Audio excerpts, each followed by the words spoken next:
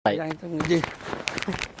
मलाई भन भन्ने होइन सामाजिक सञ्जालमा त्यो देखिन्छ किन भनिरहेछन् के भन्नु पर्यो भने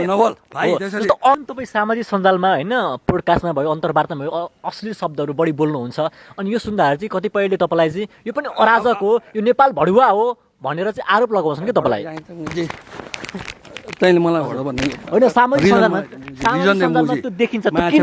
किन भन्छन् त्यो कसरी भडाउँछ रायन खड्की त्यो त अरूले भन्छन् कि हामी त तपाईँलाई त राम्रो देख्छौँ कसरी भन्छ मैले राख्यो किन भन्छन् तपाईँलाई त्यो किन भडाउ भने तैँले मलाई म के को भडाउ मुझे अरूले भनिरहेछन् कि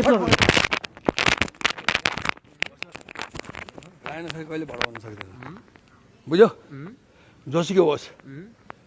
मलाई त्यो शब्दै प्रयोग नगर मेरो बायोग्राफ मेरो ब्याकग्राउन्ड हेर म को हुँ भनेर कसरी बसिरहेको छु कसरी खाइरहेको छु भने यार म भुइँ मान्छे हुँ म योद्धा हुँ म दुःख गरेर खाने मान्छे हो नबन भाइ मुखले यहाँ जस्तो होइन नेपाली जनतालाई चाहिँ के भन्नु पर्यो भने नबोल भाइ जस्तो अरूलाई चाहिँ भन्नु न अरूलाई चाहिँ मैले किन भनेको यो सोध्नु तिमीले मलाई बोल्ने तरिका हजुर किनभने मैले 40 च्यानलमा भन्दाखेरि कानमा तेल हालेर बसेँ देशको यस्तो गति भयो 80जना मर्यो तपाईँले त योगदान दिइरहनु भएको छ 80जना मर्यो मैले मुख छँदाखेरि यिनीहरू सबैको कान खोल्यो आँखा खोल्यो अहिले मैले माफी मागेको चाहिँ भाइ एउटा के भने गल्ती गरेपछि माफी माग्न जानु पर्यो के नेपाल जनताले बुझ्दैनन् किन मलाई भडवान भने भाइ म तँलाई रेस्पेक्ट गरिरहेको छु न त्यो डाँडसान सब झारिनु ठिक छ कि जस्तो अरूलाई चाहिँ अब बुझाउनु पर्ने भयो बुझ्दा कति बुझाउने भाइ बुझ्दैन नेपाली जनता नबुझ्यो भने एक दिन यो देश जान्छ हजुर देश त गइसक्यो भाइ हो हजुर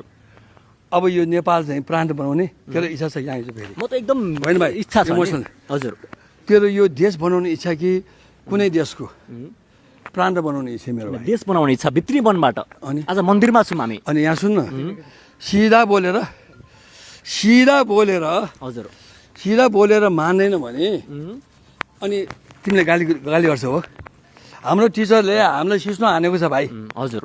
कुखुरा बनेको छ भाइ यो खुट्टाले उभिएको छ किन गरेको राम्रो गर राम्रो पढेर भविष्य राम्रो हुन्छ भनेर गरे हो हजुर अवश्य हो मैले मुख छोडेर त